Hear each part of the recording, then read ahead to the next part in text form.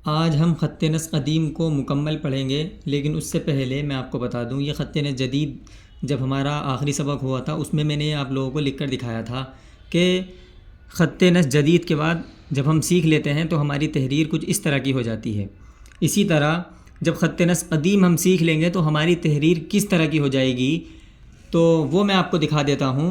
और उसके बाद इंशाल्लाह ये वाली जो तहरीर के जो बाकी सबक बचे हुए हैं आज इंशाल्लाह इसको मुकम्मल कर देंगे। तो आइन फ़ा काफ लाम मीम नून वाव हा या और बा।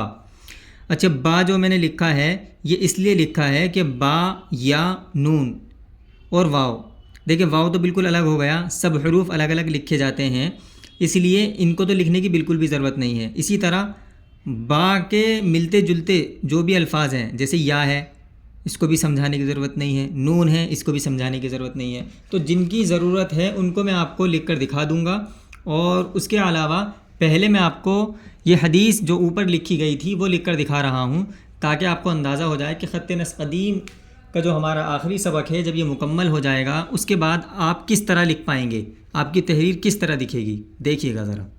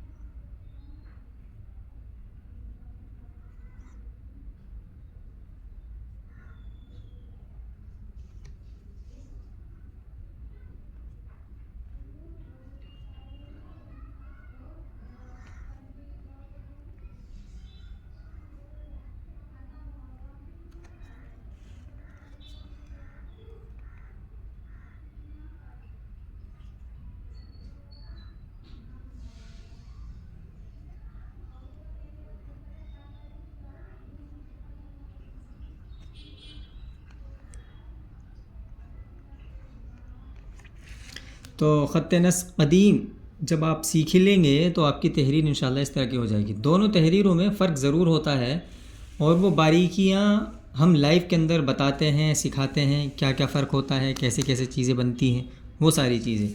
ठीक है, अब जो बाकी हरूफ हमारे बच गए हैं जो कि हमें मुकम्मल करना है तो उनको अब देखना शुरू करते हैं। ठीक है, चलिए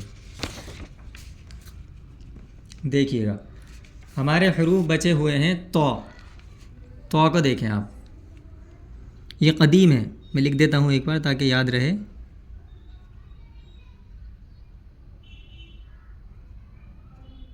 ठीक है, क़दीम।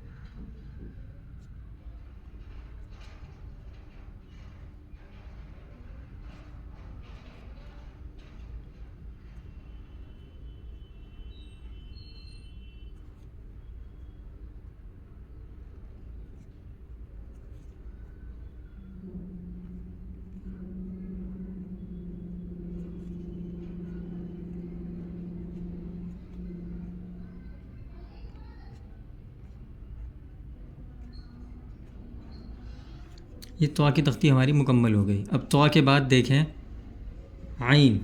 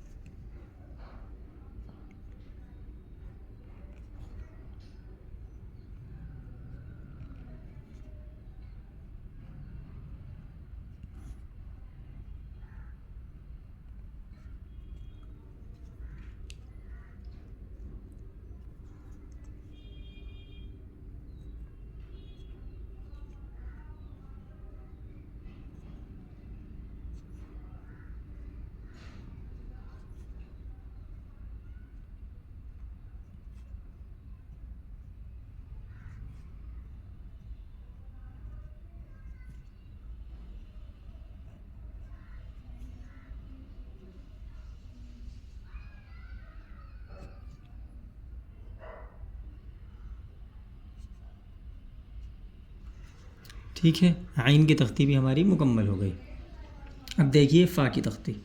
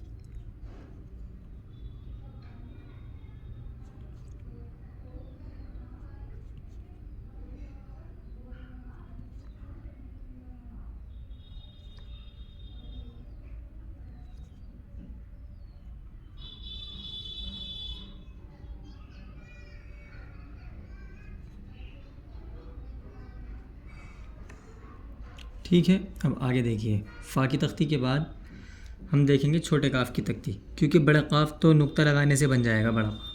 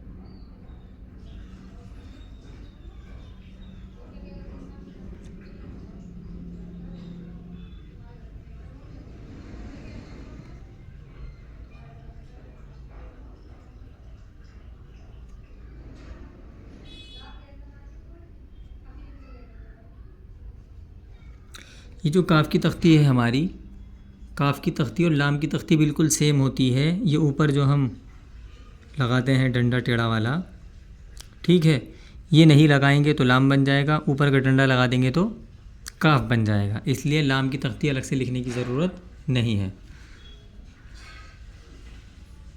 अब देखिए मीम,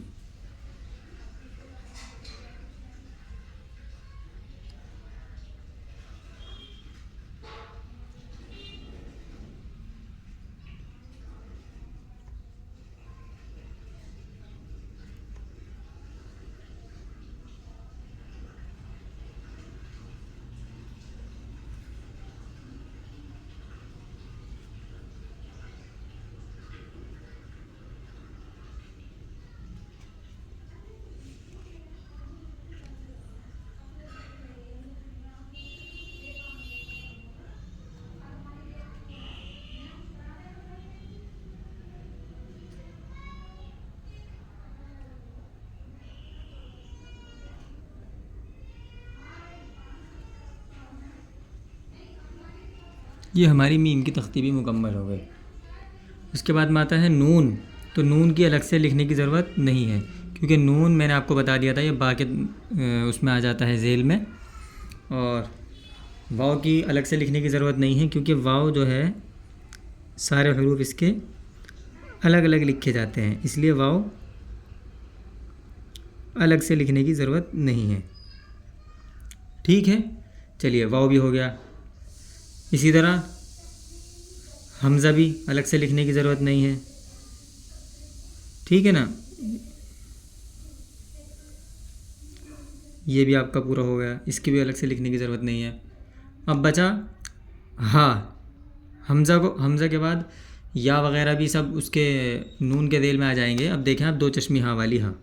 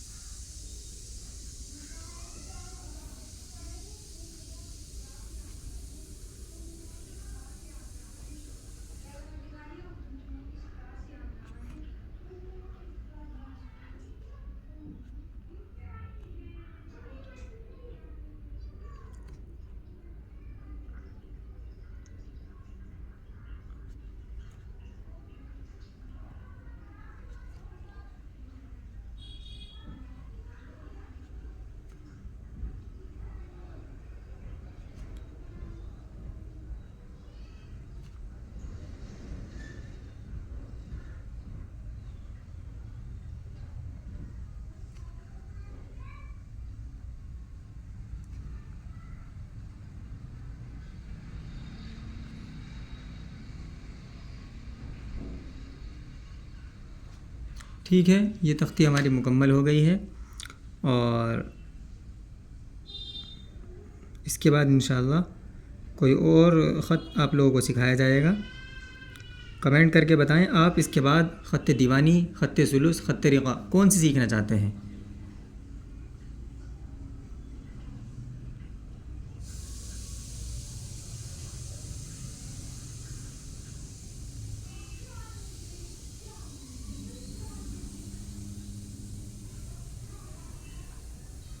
ठीक है, चलिए इसकी प्रैक्टिस करें इंशाल्लाह। उसके बाद में आप लोग जैसा कहेंगे देखते हैं कौन सी तहरीर सिखानी चाहिए आपको।